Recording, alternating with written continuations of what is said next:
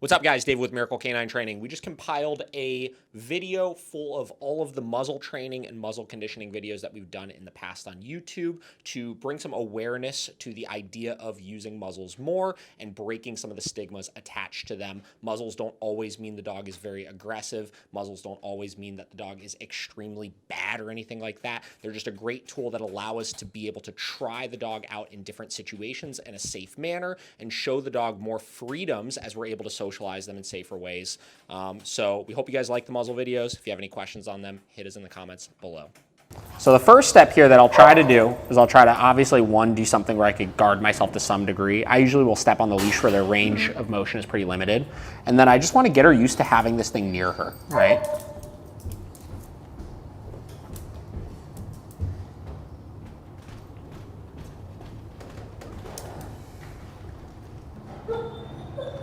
I'll give her a quick break, and then we'll do it again in a minute.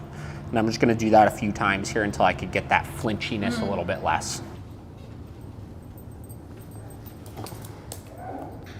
So you see as we push it more, definitely a little bit more antsy. I know. I know. You don't like it over your face. It's very scary.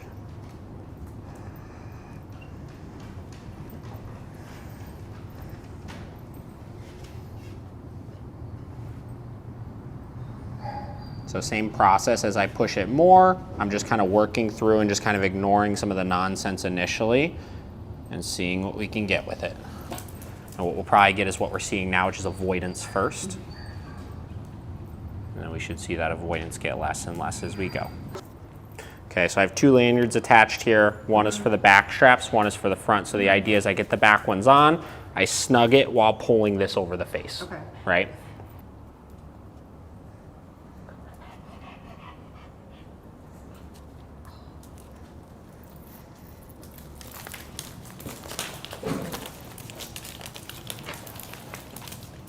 Easy. Hey, hey.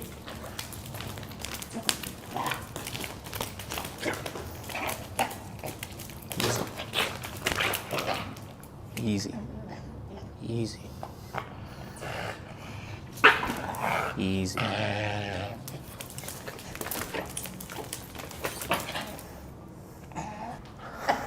Okay, so now, let's see if we can get this back on. Why don't you stand up for a second? We get this back on her, and now we could start the socialization process, right?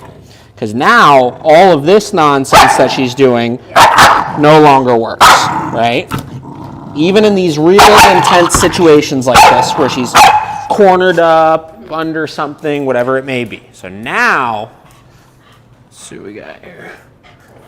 These little slider things always get messed up. Now what I could start doing is start the interaction process without it meaning much, right?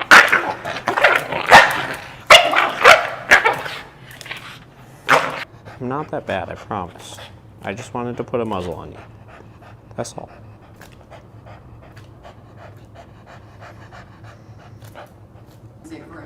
I would probably say I would keep the muzzle on, take her home, and maybe give her a bath or something. Yeah, that's what I was gonna do. Yeah, before you take it off. And then whenever you need to remuzzle her, just bring her back up here and we'll try again if you can't get it done yourself.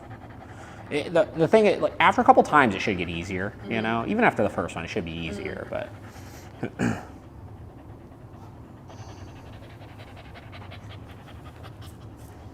just kind of letting her get away for a minute.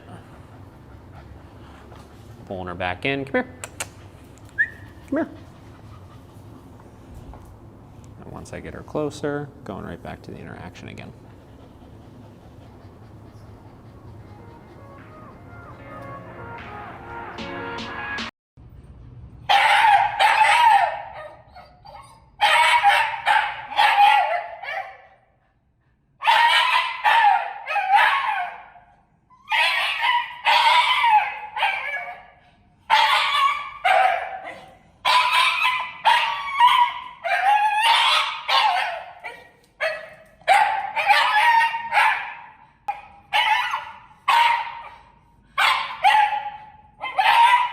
So how do we work through that? We don't necessarily correct that behavior. This isn't about telling him no and giving a big consequence or anything for it. It's about making that behavior non-reinforcing. So what I mean by that is instead of, telling him no and providing consequences to try to inhibit it, you have to show him that it doesn't accomplish what he's trying to accomplish, which is making whatever thing we may be trying to get him to do go away or stop or whatever it may be. So what we're gonna be doing here is we're gonna be using a counter conditioning method here. First and foremost, I'm going to be desensitizing him to moving this muzzle towards his face. So if he starts protesting, he starts screaming, I'm not gonna tell him no or correct or anything. I'm just gonna keep going to do it until I can get this muzzle all the way over him, right? All the way onto his face. Once I can make that happen, what I'm gonna do is I'm gonna start reinforcing here. I'm using something very, very high value. I'm using peanut butter here. So I'll be marking with yes once I can get this on him and providing a reward for it then. But I need to make sure I get that protest out of his system first. So the reward is not gonna come until he's being smooth with just getting the muzzle on. So we got the muzzle. I'm gonna go ahead and just put this right on his face. I'm gonna hold the leash in a way where he can't get away. I'm gonna go. See how he's kind of fighting. Here's some of the screaming coming. So what I'm gonna do is I'm just gonna hold the muzzle where it's at right now. I'm gonna start by just touching him with it, waiting until some of those noises stop, moving it a little bit closer. And ultimately I wanna get this over his face.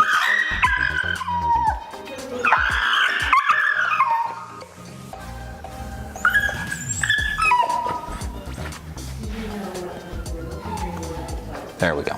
Then I'm just gonna hold it there for a minute.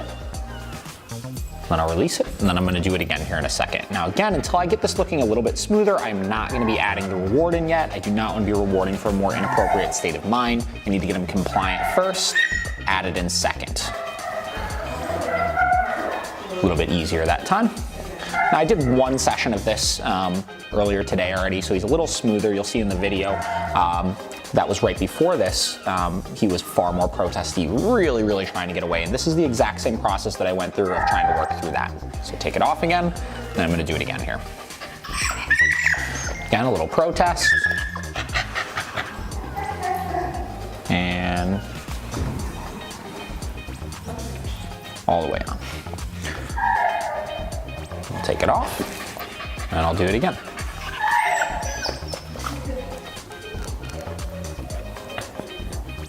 And on. And off. And on.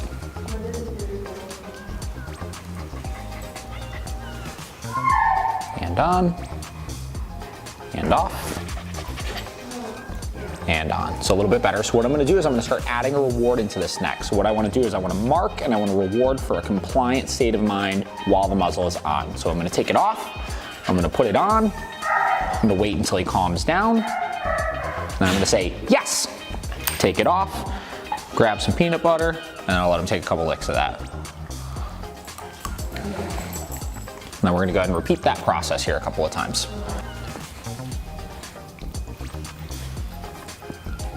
Putting it on.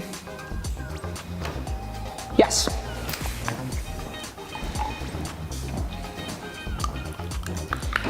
I don't expect this to look just perfect yet here. More than anything, what I'm trying to do is make sure that we're getting him into a calmer state of mind around it. I want him less resistant, less terrified, frantic, whatever it may be.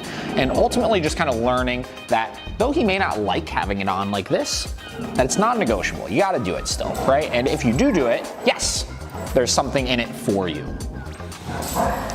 Again, this is only session 2 and already a pretty big transformation from that first video that you guys saw.